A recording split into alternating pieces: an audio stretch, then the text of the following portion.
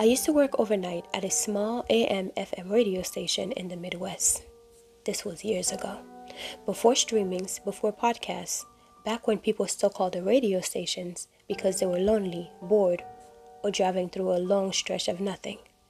The night shift was quiet, too quiet. Snow nights were the worst. Sounds carry differently in the snow. The world feels muted, like it's holding its breath. This happened on one of those nights. It was just after 1:30 a.m. The roads were slick, freezing rain had turned into snow, and callers were rare. I was half listening to the hum of the equipment when the phone lit up.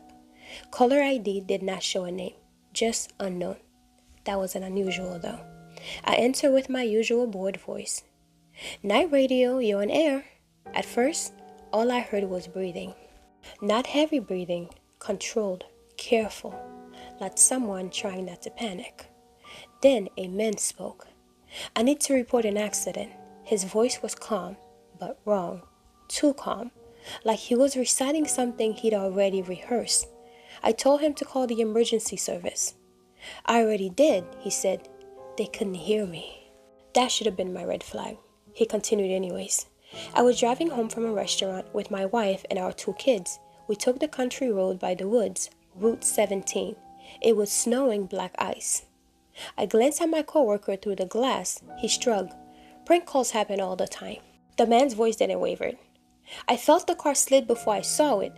The guardrail came up fast. We went off the road, down to the embankment." He paused. I hit my head. I don't think I was unalive right away. I remember laughing nervously. I actually muted the mic for a second and whispered, "Very funny." The man did not react. "My wife was unalive instantly," he continued. "Neck snapped. My daughter did not scream. My son did. He screamed until the water filled the car. That shut me up." I asked him where this accident took place. He gave me exact location. Mild marker, curve, a crooked pine tree with split trunks. Details no prank callers ever bothered with. "I tried to get out," he said. "I crawled up the hills. That's when I realized no one can see me." I asked him for his name. There was a long pause. "I don't remember anymore," he said, "but I know I can still talk."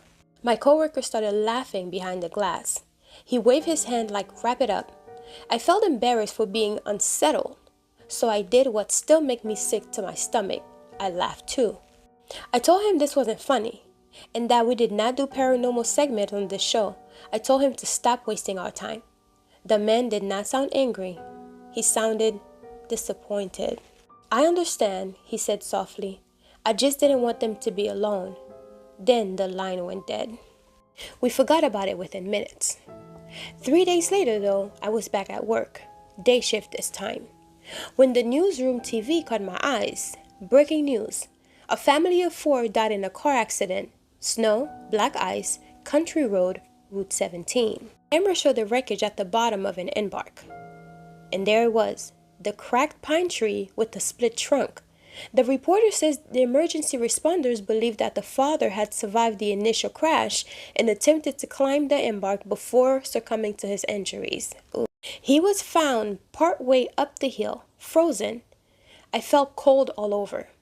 I went into the archives that night, pulled the recordings. The call was still there. But here's the part I never told anyone. When I replayed it, my voice was missing. I could hear the statics, I could hear the breathing, I could hear the man. But every time I spoke, laughed, mocked, dismissed him, there was only silence, like I'd never entered at all. The timestamp says that the call came in 3 days before the accident. Same time, same station, same road condition. I quit shortly after. I don't listen to the radio at night anymore. And every winter, when the road gets slick and the snow starts falling, I think about that man, calling not for help, but to make sure someone, somewhere, knew what happened before it happened. Oof, what do you guys think of this story? Imagine getting a phone call, you answer the call, you have a whole conversation with someone, only to realize this person either had already died in a tragic way and or is about to, and you could have saved their life, but because you don't believe them, you just laugh it off, only to find out what you were expecting actually happened in real life. This was crazy. Now I wonder, since he could not hear his voice talking, if the call never came through at all, or if he did came through and he just couldn't hear him. Something about this is not right. Something about it is wrong. Something about it is just creepy. The fact that he answered the call, he could hear the man's voice, even though the man was already unalived.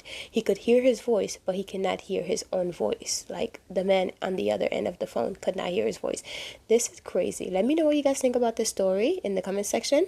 I'll talk to you guys later. Bye.